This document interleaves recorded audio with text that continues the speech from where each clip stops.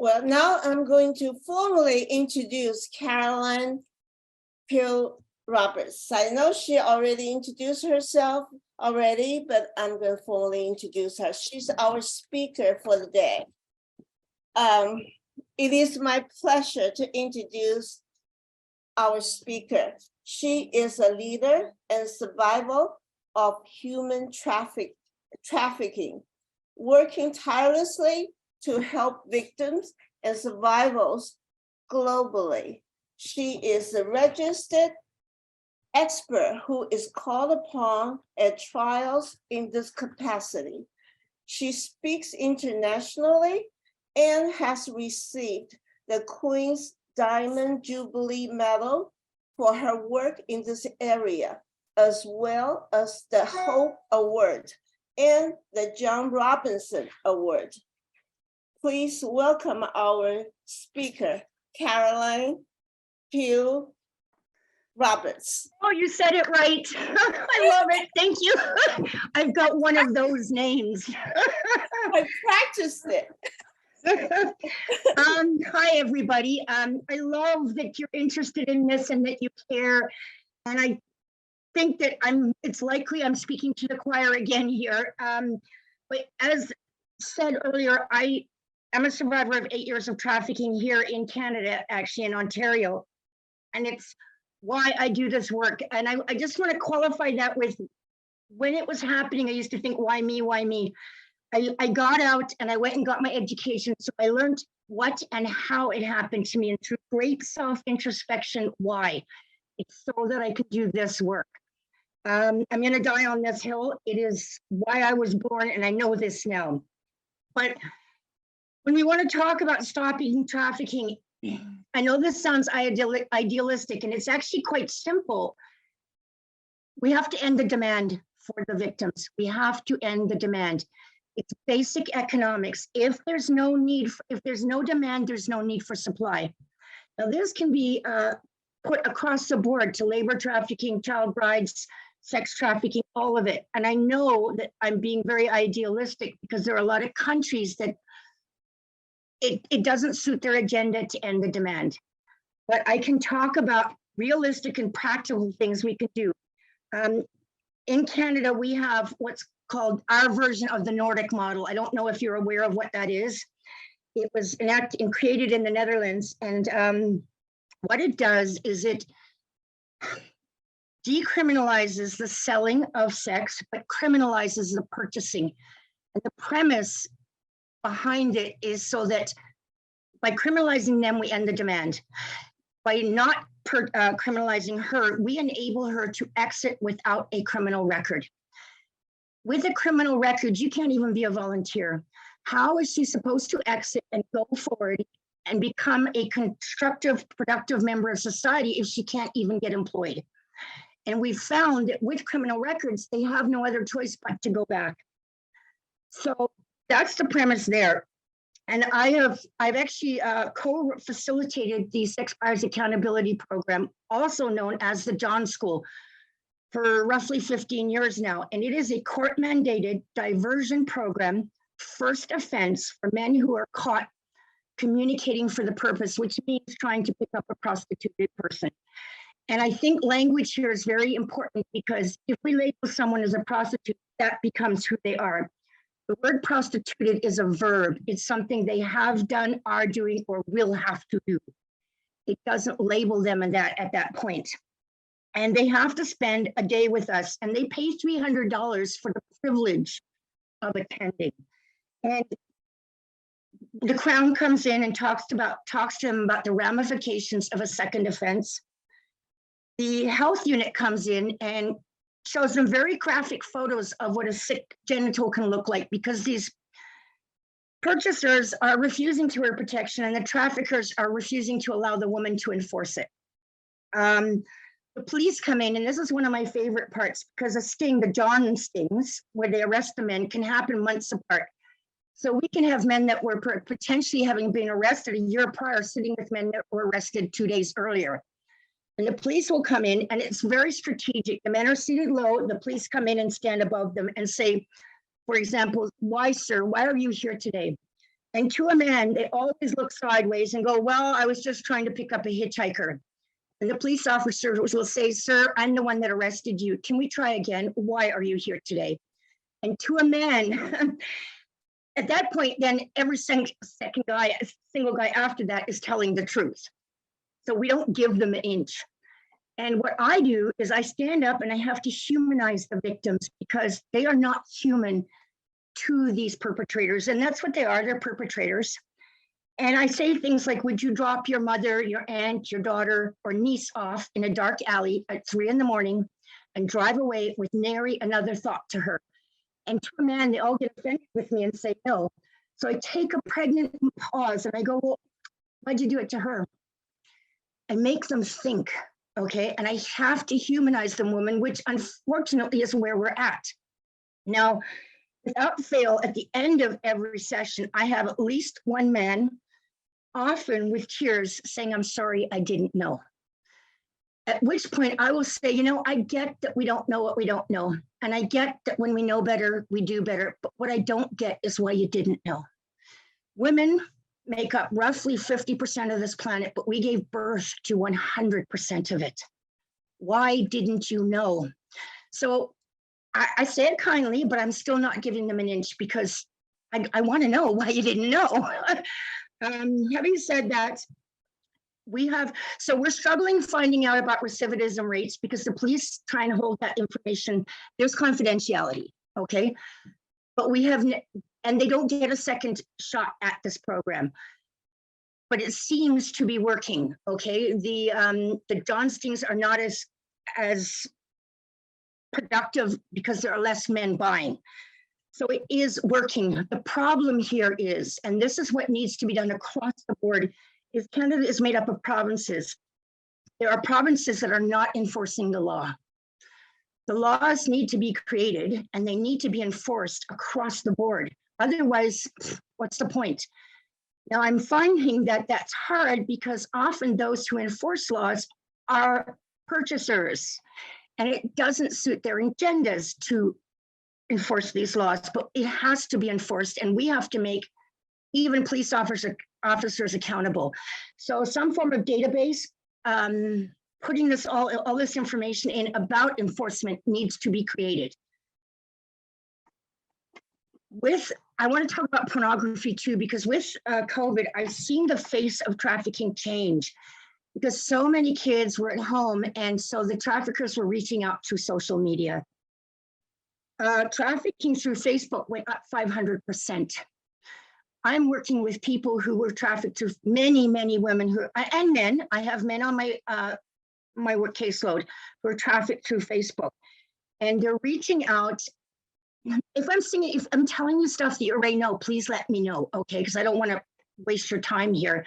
But they're reaching out, and they've got the money, they've got what they call the grill, they've the gold, and this is very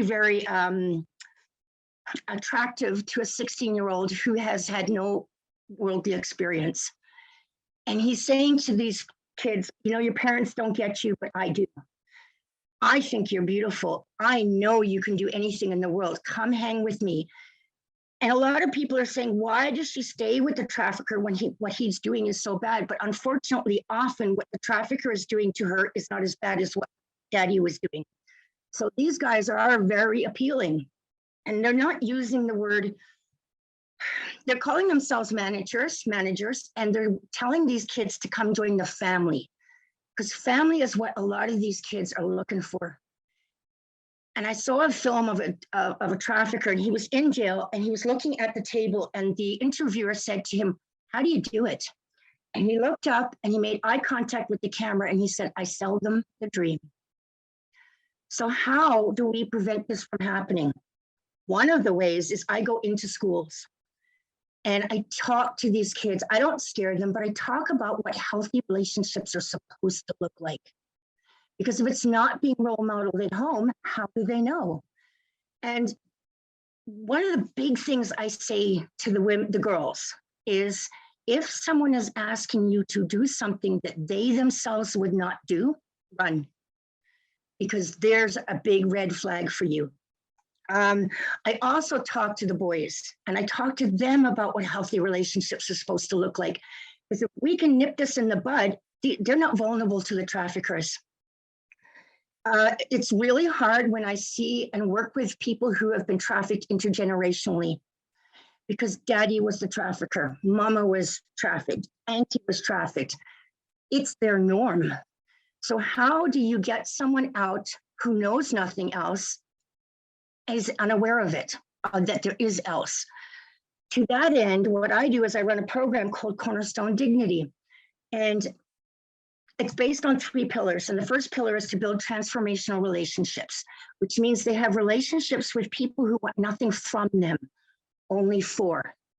The second pillar is to broaden horizons. Like I said, especially when it's been intergenerationally. I take them bowling, I take them camping, I take them to museums. We took them to the Van Gogh exhibit. Some of the women I've taught to drive. I tutor them to grade 12, as long as it's not math. And 3 of them I'm actually tutoring in college right now. We build up their inner resiliency. We help them know that they become confident, so they're not targets and vulnerable. And the third pillar is to help them, if they've already been victimized, transition back into mainstream society. And the reason I say it like that is because the skill set required to survive in the trafficking world does not do well in the boardroom. So it can be as simple as, especially in an intergenerational trafficking scenario, to teach them how to say please and thank you. Because that doesn't work with someone who's really mean. That doesn't impress them. I have built collaborations with 2 other organizations, and everything we do is free.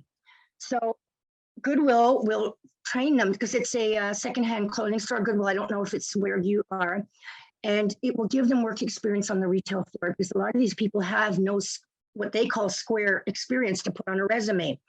So they will give them work on the floor, help them with resumes. And another organization called Pathways will train them in careers.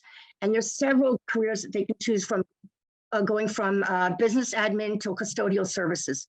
So they have a foundation to step off of and go into society. And they can do that with confidence because they know what they're doing.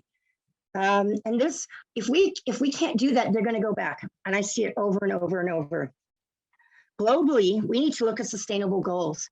Now, I know that this is idealistic, but it's essential. Let me just bring it up here so I can read some of them to you. Okay, so some of those goals would be to end poverty in all its forms everywhere. Idealistic, but yes. End hunger, achieve food security, ensure healthy lives and promote well-being. Education. Now, when we talk about, for example, sex trafficking, sex is not a human right. It's not even a need, it's a want. Food, safety, air, water, freedom, and I would argue for sure education are human rights. We need gender equality. If you go onto the sustainable goals, you can see the whole list. Now, these are not short-term goals. Clearly, they're long-term goals, but we can work towards them.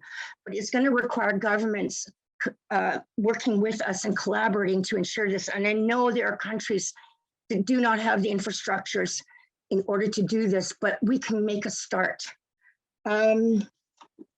I want to quickly talk about non-state torture because it's becoming a big thing, and it's at the United Nations. Jean Sorensen and Linda McDonald are 2 nurses from Halifax in Canada. And we're finding that in all forms of trafficking, that the traffickers are torturing people. So when we go to court, they're being charged with human trafficking, living off the avails, but there's no charges for the torture. And it needs to be added because I'm seeing horrific, and myself, I've had body parts amputated as punishment, okay? And in comparison to some of the women I'm working with, I got off light, okay? So this needs to be acknowledged and addressed, and these people need to be held accountable for this. We're seeing in Canada, we're getting people crossing the border to work in the fields. And so they'll come across, and I'm sure you already know about this, ostensibly they'll come to pick tobacco. The trafficker will take them because that's what they're allowed to do. The trafficker will take them and remove them and put them in another job. So now the victim is too afraid to come forward because they're working in an illegal thing and they think they're going to be arrested and thrown in jail. There are countries where they have rights. So when these people are crossing borders, they need to be shown and told what their rights are before they enter our countries. So they know that if they're put in that situation, not to be afraid, because a lot of people are coming from countries, I'm South African, okay, where the police are very, very frightening. You don't go to the police if you're in trouble because it's dangerous. So if we can educate people crossing borders that it's safe to go to the police, that they actually do have rights, that potentially can stop the traffickers from doing this, or at least if they do it, these people can leave and go get help. And these traffickers can get caught. But people who don't know their rights can't exercise them. So it's essential that they're educated on their rights when they come across the border.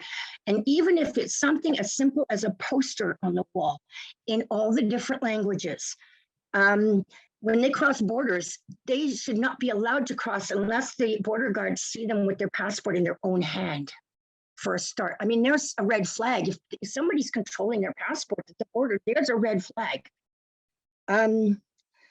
So I'm on something called the CARES team here, and we have created curriculum which is mandatory for all first-year resident doctors to take on human trafficking.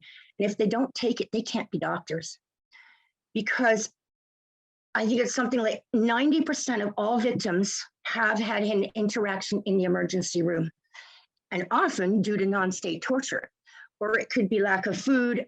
There's lots of reasons, but they will be in an emerge at some point. And if doctors and nurses are trained, there's a chance for intervention, a possibility for intervention. Now, we talk a lot about familial trafficking because it really exploded during COVID. Families trafficking their own children. I'm working with a girl who was 14 and her grandmother was trafficking her, giving her to 5 men at a time. How do you separate a minor from a guardian in a medical scenario? Because usually they go together everywhere, right? What we've decided to do is train the radiologists to ask the right questions from a trauma-informed perspective. So the doctor will write a non-existent requisition for an X-ray. That way the parent knows they can't go in with that child. And hopefully we can get an intervention at that point. Because we also know that 42% of all traffickers or recruiters are women. And that happens because victims are offered the opportunity to work less or get hurt less if they recruit. So perpetrators are often victims, and I work with both, okay? So it's important to recognize this, because if you see a woman who thinks being trafficked with another woman, oh, it's okay, that's not the trafficker, not the case. She could be working for the trafficker, but it's in order to help herself. That's not her intention. She's trying to save her own behind. So what we've decided, because in hospitals, you've got a curtain, even if you make the person with the victim stand outside, they can still hear. So we've created laminated flashcards with basic questions, and they can just point. We show the flashcard to the person, and there's yes and no on the back in order to try and help. Also, if someone is admitted to hospital, they have to say who can and cannot come and see them. I was admitted to hospital at one point, and it was so busy that there were no rooms. So my hospital bed was opposite the nursing station on the floor. My trafficker would come and remove me at 2, 3, 4 in the morning to go work and put me back. The nurses were watching this, okay? Something was afoot and no one questioned it. So this is why the training in the hospitals is important. Where am I? Sorry. I just was on a panel with somebody from Interpol and another person who was running a safe home in the States. And they're targeting foster kids, actively targeting them. And where they're taking them to is kind of weird. Well, it's not weird. They're getting them out of America and taking them to Togo and Brazil. And the reason for that is that those are source destinations. Now, COVID wiped out a lot of people in those areas. So they're taking from us there to send on. So the foster kids, the foster system needs to be looked at, because why is no one looking at these kids? Now, what was happening was that 9-year-olds were going, and they discovered that there were people complicit within the passport offices, because a minor shouldn't be able to get a passport on their own. And when they discovered this, they actually managed to get on a plane and get some of the kids off, but they were abandoned at the airport and other traffickers picked them up. So we need to, we collectively, we need to be looking at the foster system, because it's doing a serious disservice to these children. And I mean, they were already marginalized and vulnerable when they went in, and they are really, really, they've got a bullseye on them there. So that is another area that needs to be looked at. I've just come back from the Ukraine. I was flown over to learn about the human trafficking situation coming out of there. And so this goes to war and environmental crisis, things like the earthquake in Turkey and Syria. We have nefarious folk going over there and saying, you know, when people are running and needing help and at their absolutely most vulnerable, saying, look, I can help you, I can house you, I can get you a job, I can take care of the kids, and then are being trafficked from there. So what's happening? I know the Salvation Army has people at the border, and there are international human rights organizations sitting at the Ukraine border trying to help these people not get trafficked. But to my knowledge, and I'm working on finding out, there's nothing in Syria and Turkey right now trying to prevent these women and children from getting trafficked, because there's no infrastructure. If somebody comes and says, look, I can give you a bed and I can give you a food, they're gonna go. Obviously, it's a no-brainer. I would too. So agencies that say they help need to be looked at, and they need to be shown to be reputable and safe. And the information needs to get out there that there are nefarious. So what I guess I'm getting to is education, education, education, education. I want to talk also quickly about the pro-pimp. I call them the pro-pimp lobby. It's the pro-legalization lobby. They are pushing the agenda that it's empowering to sell sex and to do pornography. When I go into high school, not high schools, universities, because the men in those classes are at the age where they have purchasing power. And I'll speak to a group. It's usually the social sciences that I get asked to go talk to. And I'll say to the boys / men in the class, I'll say, how many of you think that pornography and selling sex is empowering? And all of them raise their hands. And I say, girls, look around. And I wait a minute and I go, how many of you will marry one? And no hands go up. And I say to the girls, now look, it's not empowering. It's not okay. And you're being sold a patriarchal agenda. Okay, so you need to be aware of what you're hearing and look at it through a critical lens. Critical thinking is essential in these areas. I cannot talk enough about end the demand, because it goes for the child brides too. It goes across the board. For when you look at the kafala system in the Middle East, women are being taken from Africa into the Middle East to work ostensibly as domestic workers, but they're being enslaved, they're not being paid, and many of them are being raped or sexually trafficked. And it needs to stop, and that means stopping the kafala system, because it's actually, it's nefarious, for lack of a better way of putting it.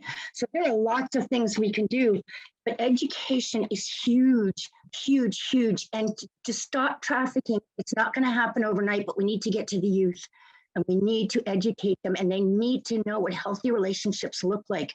And we do this in many ways, but one of the most important ways is by leading by example, and we role model healthy relationships and have these transformational relationships with them, so they know that you're a safe person to go and tell about things.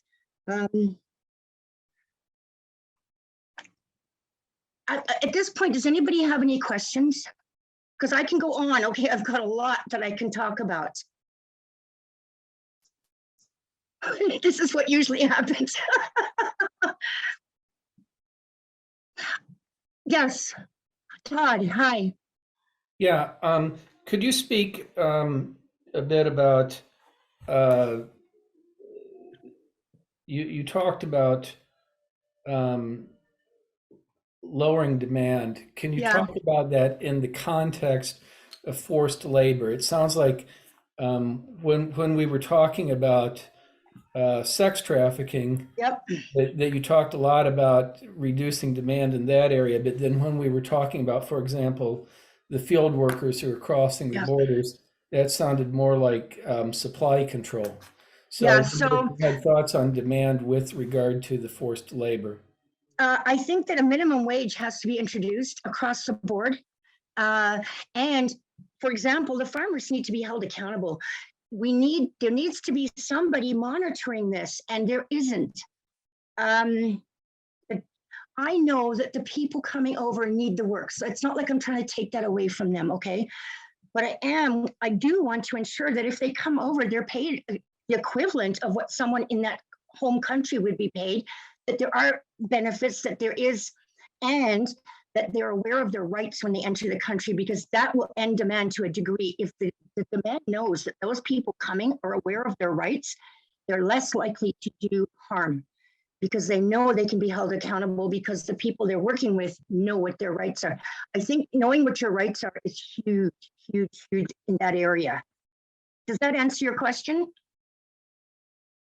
Yes, it's very helpful. I think it very much goes to your earlier statement about trying to eliminate vulnerable populations, education, ending hunger, creating better circumstances. So yeah, I think that's very helpful. Is Okay, so at some level it comes back to a human rights issue yeah, that if we eliminate the vulnerability, that also eliminates the need. yes, and that goes to the global sustainable goals, right? But which is a big thing. It's a big thing, and that's going to take potentially generations, and it's going to mean that governments have to step up.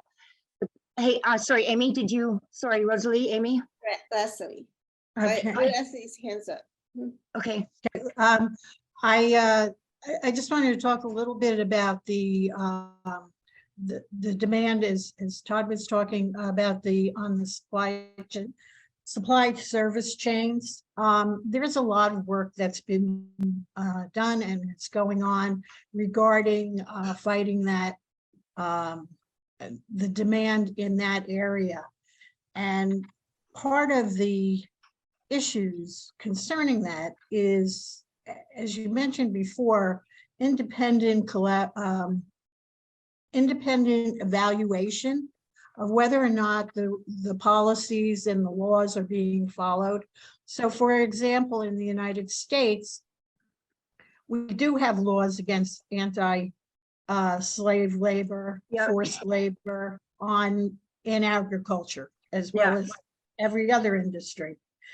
And we were talking at the beginning of our session here about bankrupting the business of human trafficking and going after the illicit profiteering that's being made, as well as going after the demand side of the equation to prevent victimization. And I can't agree with you more where you said if there was no demand, there'd be no supply. yeah, In the case of forced labor and trafficking, yeah, it gives an unfair competitive advantage to the organizations that are using slave labor. And sometimes it's not even known by the manufacturers. Sometimes it is, sometimes it isn't.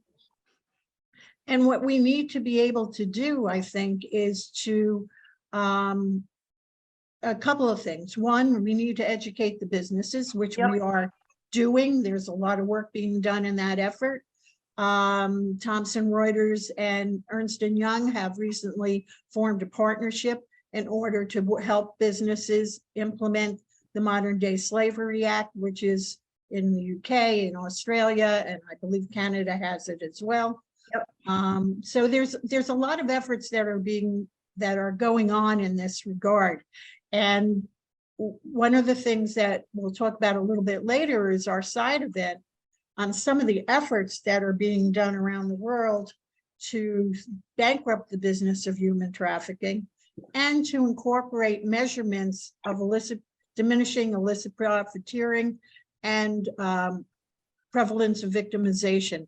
So it's not so much a question for you, it's more a statement. Yeah. So it's Um, interesting. Sorry, carry on. I beg your pardon. That's it. Oh, okay. Amy, you wanted to say something. You're so patient. No, I'm okay. I saw Rosalie's hands up, so I just want to remind you. And Okay. I think I saw Elizabeth Schumann's hand up also. Elizabeth? No, that's a mistake. Just so wanted to something- say hello. I mean, Hi. I wanted So- to support what was said, but I didn't. Thank want you. to. Thank you. Something that I'm seeing is, so if we follow the money, it's a big part of it too. But what I'm seeing happening here anyways is the traffickers are getting the money put into the victims' bank accounts through e-transfers, and then they're removing it. And so it's not being seen as going to them because they're removing it via cash. And a lot of the victims are then managing to get away and then going to the governments or their local municipal governments and saying, I need financial help because here it's called Ontario Works or ODSP, Ontario Disability, where you get some money in each month to help you. But you're looking at these victims' bank accounts and saying, well, look, all the money coming into your account, we're not helping you, you're doing okay. But if we train, I don't know what it's called in other countries, where you get help, the dole in England, or train those workers to look for those financial transactions like that.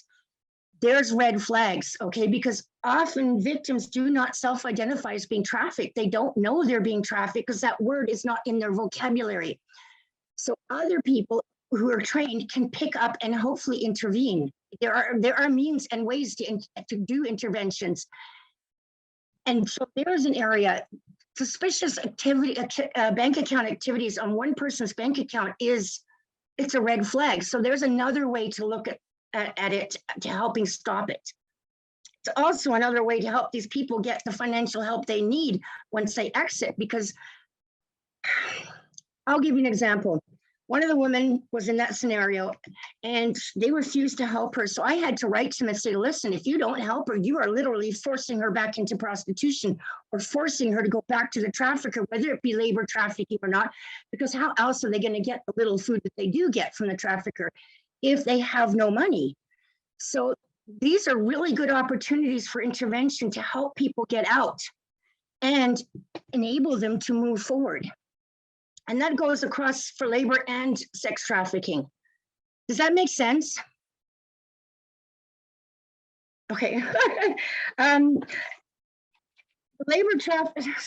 So COVID really did. I mean, trafficking's always been bad, but COVID really harmed a lot of people, interventions. Like I know at certain borders, some of the people were being dropped by their traffickers at the border, and they were starving to death at borders because they couldn't cross the border because of COVID, because the traffickers couldn't sell them or sell their labor. So they were just being dropped there, and families were being dropped, kids being dropped.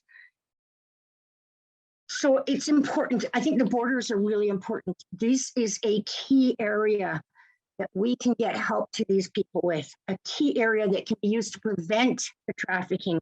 But the border guards need to be trained, and anybody at a border needs to be taught what their rights are. I think it's imperative. It's a no-brainer for me. It really is a no-brainer. Yeah. Yeah. So does that help? Does that help?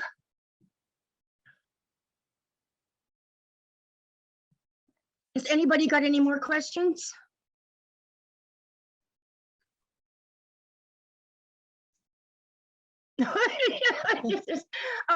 Marianne, are you taking notes? Because if you are, I love you. Are you from the Sisters of St. Joe? Okay, because I've also worked with the Sisters of St. Joe here, and they were, so initially we were doing the sex trafficking, and then they moved on to the labor trafficking, because it's really an area that people, this is going to sound awful, but it is what it is, okay? Sex trafficking is sexy. Labor trafficking isn't. So people tend to overlook it or not want to make as much effort in that area. So the Sisters of St. Joe here went that way, which is great because the majority of trafficking is labor trafficking. It's not sex trafficking. But people just, I don't know, they're not aware, or it's not as glamorous to be involved in that side of it. I don't know how else to put it. But I think it's really important that you're doing this, and I'm grateful, really, really, really grateful for this. Oh, do you have specific recommendations? Okay, about how people can run? Okay, so that is going to depend on each country. And that's not hard to do. Now, I know there are countries where they don't have rights, okay? They just don't. Carolyn, Heidi Yes. has her hand up. Hi, Amy. Sorry, hi. Heidi has her hand up. Oh, I beg your pardon. Heidi, where are you? I don't see you. I'm sorry. Heidi, hi. Hi, I don't know where I am on your screen. I don't know either. So I was wondering if you ever work with the whole issue of trafficking for forced crime. Oh, yes, absolutely.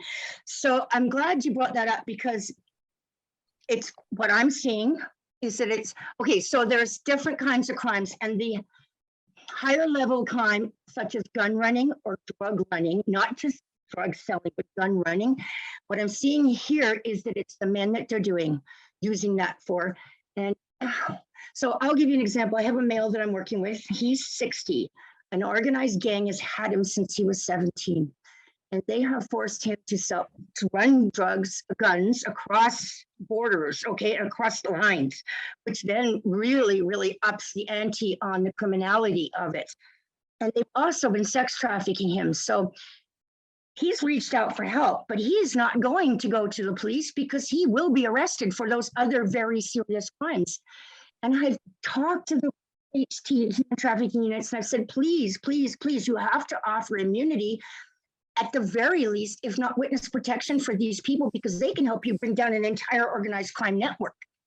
Well, no, we need to know what he knows. Well, he's not going to tell you unless he knows he's safe. The women I see are forced to sell drugs. Myself, I was forced to open up bank accounts. I was forced to open up like credit cards. The Ontario Works, the dole, they're forced to open up those. So on that note, having said that, so when they open up those credit card things, they leave with all that debt. And it's crushing them. And it happened to me too. So there's an organization here called Project Recover who will help. He's very, very specialized. He's an ex-banker with all the contacts, and he will help those who have incurred those kind of debts while being trafficked, and he gets them erased in order to help them move forward. Because it was fraud, but they were forced to do it. And they're still being held accountable for those debts. So he will take care of that for them. So in answer to your question, I see it every day. Every day. It's common. We have a large contingent of foreign women that get either invited or tricked into traveling to Brazil and then are arrested on their way out of Brazil with drugs in their suitcase. And what we're working on right now is just trying to explain to the judge that, because of course all the legal system sees is that she had drugs in a suitcase at the airport. They're not really interested in anything else. But our work is to explain all those things that you've named, like she isn't even aware that that's trafficking. She's already implicated in a crime, so she's not likely to speak up. And because they come from 50 different countries, many of them never even had a voice, so they don't, like when the judge says, well, why didn't you talk to the check-in person at the airport? Like it's not even in her conception that I could speak up. So so we're working on trying to get the judges to see this as human trafficking, not drug trafficking. So it's interesting that you say that, because I've just gone through trial with a victim who was charged with recruiting. And we know that these victims are often, the considered perpetrators are often victims. And the irony of this particular case is the trafficker got off, but she was convicted of recruiting. How can she be convicted of recruiting for a crime that apparently never happened? So having said that, I guess my point is I had said, well, we need to train all the judges. But here, you can't legally force a judge to take training. I don't know about anywhere else. So to that end, what I've done now is I've gotten and started speaking to law students, because you can't be a judge unless you're a lawyer. And I start there and educating them. So I know this is going to take a long time because for them to actually become judges, but I want them to enter with the knowledge, because we can't, I don't know, Brazil, can you force a judge to take the training? No, we can shame Yeah. them. We can get the judges organization on board to, I mean, perhaps the National Council of Judges, if they're on board, Yeah. can. So, You know, yeah, that's so, an interesting thought. If it could be, and another avenue could be if we could put into place that the CLE credits that they must take must include a certain amount of human trafficking training. yeah, There, that's constant, and so it could be fresh training. yeah. So I don't see any other way but to get to them before they become judges. I don't see any other way. I mean, I actually had 2 human trafficking police officers tell me to my face that they spoke with a judge who refused to take the training in case it biased him. In my opinion, that makes him a purchaser, because I'm kind of known for this phrase, predators protect predators. Because why else wouldn't you do it? Okay. I'm finding, and this is no reflection on men as a whole, but in general, they are purchasers, and it doesn't suit their agenda to upset the status quo. Okay, and that goes for the labor trafficking too. Why would they, a lot of these people want to implement these laws? Because it's going to affect them negatively. So we have to, I talk a lot about mindsets and culture. We have to change the culture, and we have to change mindsets to get where we want to go. We have to make it unacceptable to behave in those manners. And we have to start with the youth, because a lot of people are very set in their ways. And like I said, it's not to their advantage to change things. So we go to the youth and start there, but it's not an overnight thing. It just isn't. So I'm big on mindset and culture. Hi, sorry, Madeline. Hi, I'm glad to have you here. I'm a Superior Court judge in Vermont. Oh, sorry. So, and just for the Heidi there, I don't know if people are aware of this, but every state has a judicial college where judges go every week Ooh, okay. for training on all kinds of subjects. And then there's also a National Judicial College in Reno, Nevada. Okay, I'm writing this down. There's a ton of courses offered there. Okay. And I can't believe that trafficking hasn't been offered there. Is that judicial training mandatory to become a judge, or once you're a judge? So this is once you're a judge. Okay. Yeah. And there's no continuing ed hours or anything like that has a judge. You don't have to put the hour. Nobody's keeping track. Okay.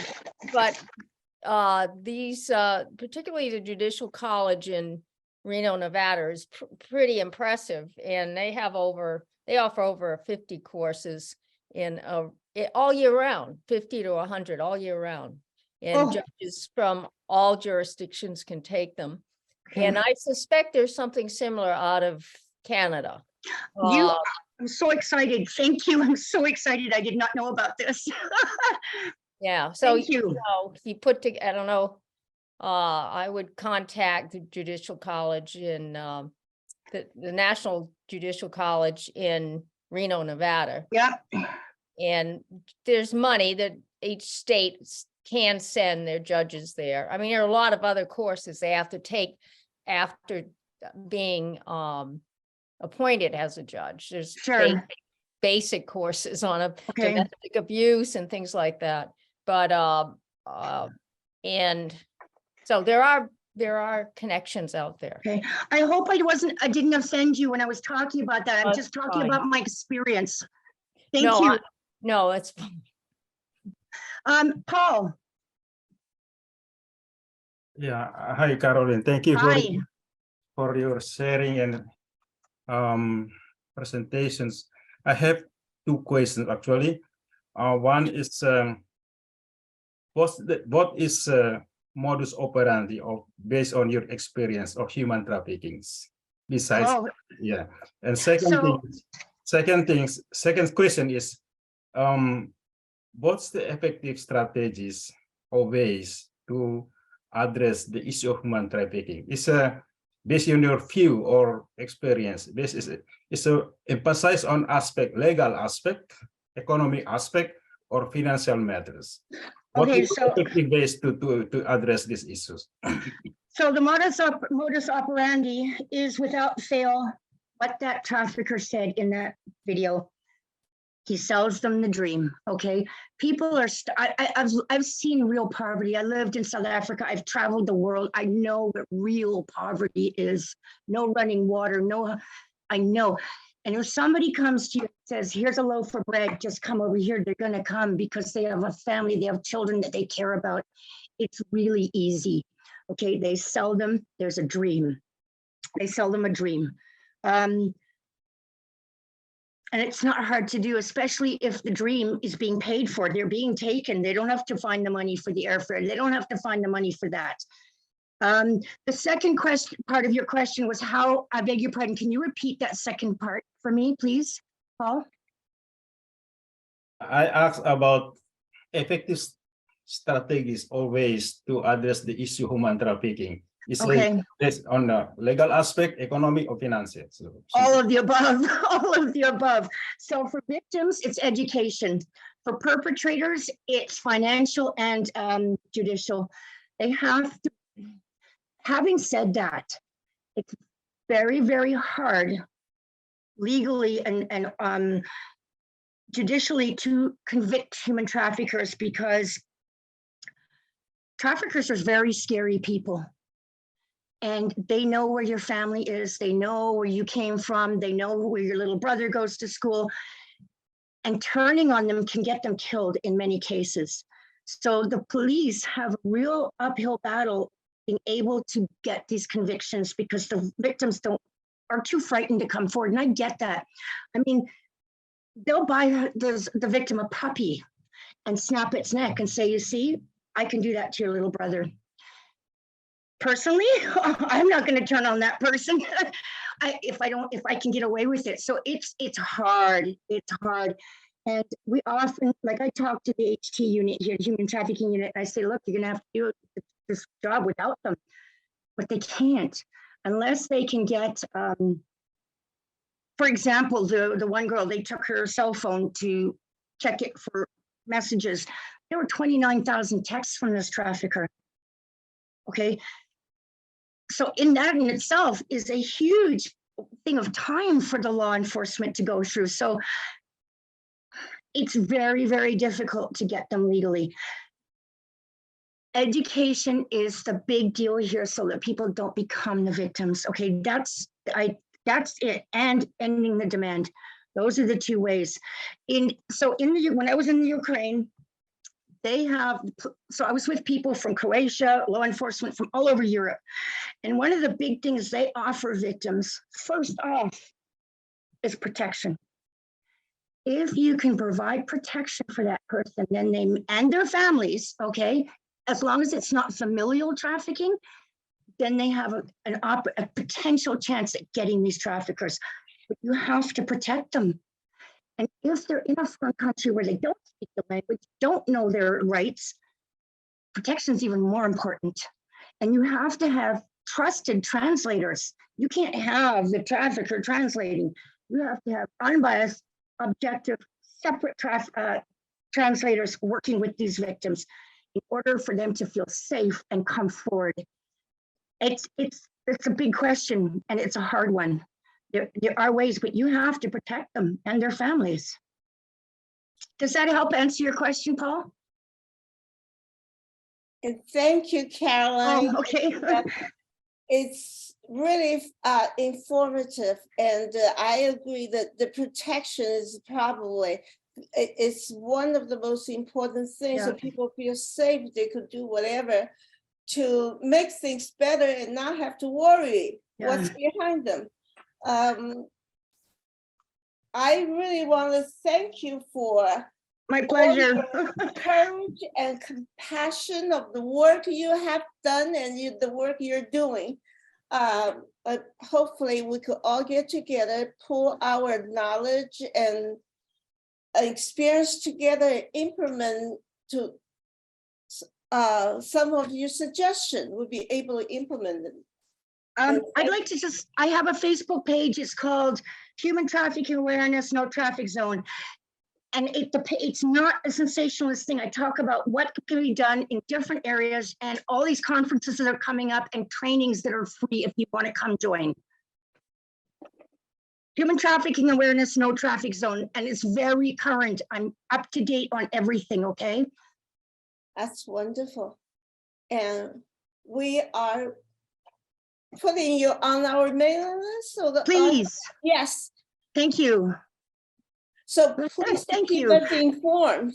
Oh, yeah, and I'm just so glad that there are more people because that want to care. These people matter. And as a survivor, this work is not about me. It's about people that I'll never meet.